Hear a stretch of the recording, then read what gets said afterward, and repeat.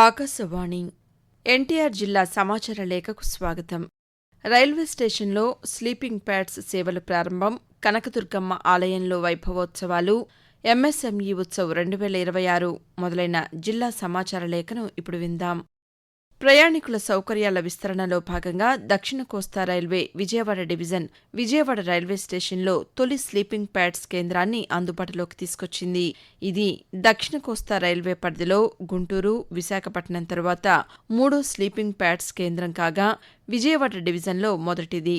మొత్తం 168 sleeping pods ఏర్పాటు చేయగా వాటిలో 14 ప్యాడ్స్ మహిళలకు ప్రత్యేకంగా కేటాయించారు. అలాగే కుటుంబ సభ్యులు కలిసి బస చేసేందుకు 3 ఫ్యామిలీ క్యాబిన్లు ఏర్పాటు చేశారు. ఈ సందర్భంగా Vijayawada divisional railway manager Mohit Sonakia మాట్లాడుతూ, ప్రతి నెల లక్షలాది మంది ప్రయాణికులు విజయవాడ స్టేషన్ను వినియోగిస్తున్న నేపథ్యంలో వారికి స్టేషన్ ప్రాంగణంలోనే పరిశుభ్రమైన, సురక్షితమైన, ఆధునిక విశ్రాంతి సౌకర్యం కల్పించాలనే ఉద్దేశంతో ఈ స్లీపింగ్ ప్యాడ్స్ను ప్రారంభించినట్లు తెలిపారు. ప్రయాణికులకు మరింత మెరుగైన సేవలు అందించేందుకు రైల్వే నిరంతరం కృషి చేస్తోందని చెప్పారు.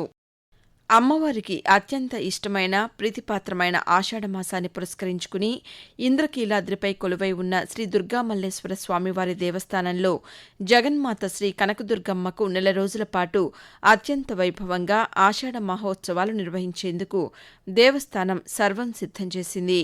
జూలై 15 నుంచి ఆగస్టు 12 వరకు జరిగే ఈ మహోత్సవాల్లో ఆషాఢ సారె సమర్పణ, శ్రీ వారాహీదేవి గుప్త నవరాత్రులు, శ్రీ శాకంబరి మహోత్సవాలు, విశేష పూజలు, వేద పారాయణాలు, హోమాలు, మహాపూర్ణాహుతి వంటి అనేక ఆధ్యాత్మిక కార్యక్రమాలు నిర్వహించనున్నారు.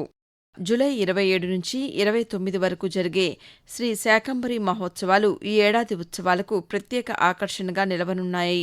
పురాణాల ప్రకారం కరువు కాటకాల సమయంలో ప్రజల ఆకలి తీర్చేందుకు ఆకుకూరలు, కూరగాయలు, పండ్లను ప్రసాదించిన అమ్మవారు శాకంబరి రూపంలో అవతరించారని విశ్వాసం. ఈ నేపథ్యంలో ఆలయ ప్రాంగణాన్ని వందలాది రకాల కూరగాయలు, ఆకుకూరలు, పండ్లతో సర్వాంగ సుందరంగా అలంకరించి అమ్మవారు శాకంబరి రూపంలో దర్శనమివ్వనున్నారు. గ్రామీణ పేద కుటుంబాలకు ఉపాధి, స్థిరమైన ఆదాయం కల్పించడంతో పాటు గ్రామాల్లో మౌలిక సదుపాయాల అభివృద్ధిని వేగవంతం చేయడమే లక్ష్యంగా అమలు చేస్తున్న Viksit Bharat guarantee for Rozgar and Ajeevika mission Gramin పథకాన్ని తిరువూరు నియోజకవర్గం లక్ష్మీపురంలో శాసనసభ్యులు కొలికపూడి శ్రీనివాసరావు ప్రారంభించారు.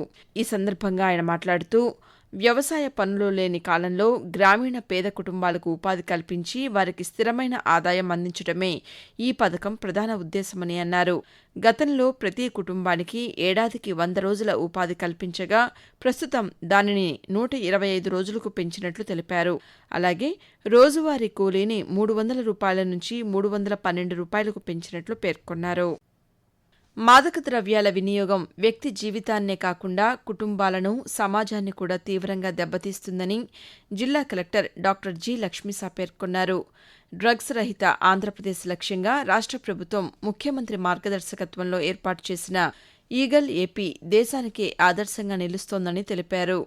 అంతర్జాతీయ మాదక ద్రవ్యాల దుర్వినియోగం, అక్రమ రవాణా వ్యతిరేక దినోత్సవం సందర్భంగా విజయవాడలోని పాత ప్రభుత్వ ఆసుపత్రి వద్ద రాష్ట్ర విభిన్న ప్రతిభావంతులు, ట్రాన్స్జెండర్, వయోవృద్ధుల సంక్షేమ శాఖ, ఈగల్ ఏపీ, ఎన్టీఆర్ జిల్లా యంత్రాంగం సంయుక్త ఆధ్వర్యంలో అవగాహన ర్యాలీ, వాకథాన్ నిర్వహించారు. ఈ కార్యక్రమంలో కలెక్టర్ డాక్టర్ జి. లక్ష్మీసా మాట్లాడుతూ, రాష్ట్ర ప్రభుత్వం ఈగల్ ఏపీ ద్వారా మాదక ద్రవ్యాల సరఫరా, రవాణా, విక్రయాలపై డేగ కళ్లతో నిఘా ఉంచుతూ మాఫియాపై కఠిన చర్యలు తీసుకుంటోందని అన్నారు. దేశాన్ని పోలియో రహితంగా తీర్చిదిద్దటంలో సాధించిన విజయాన్ని శాశ్వతంగా కొనసాగించేందుకు ప్రతి తల్లిదండ్రులు తమ 5 ఏళ్లలోపు చిన్నారులకు తప్పనిసరిగా పోలియో చుక్కలు వేయించాలని జిల్లా కలెక్టర్ డాక్టర్ జి. లక్ష్మీసా పిలుపునిచ్చారు. విజయవాడ అర్బన్ పరిధిలోని అయోధ్యనగర్ పీహెచ్సీ వద్ద జరిగిన పల్స్ పోలియో కార్యక్రమంలో పాల్గొని చిన్నారులకు పోలియో చుక్కలు వేశారు. ఈ సందర్భంగా ఆయన మాట్లాడుతూ, పోలియో రహిత సమాజాన్ని శాశ్వతంగా కొనసాగించేందుకు ప్రతి ఒక్కరూ భాగస్వాములు కావాలని అన్నారు. మీరింతవరకు ఎన్టీఆర్ జిల్లా సమాచార లేఖను విన్నారు. మరిన్ని కొత్త వార్తా విశేషాలతో వచ్చే నెల సమాచార లేఖలో కలుసుకుందాం. రచన కె. నవీన్ కుమార్. సమర్పణ ప్రాంతీయ వార్తా విభాగం, ఆకాశవాణి విజయవాడ కేంద్రం.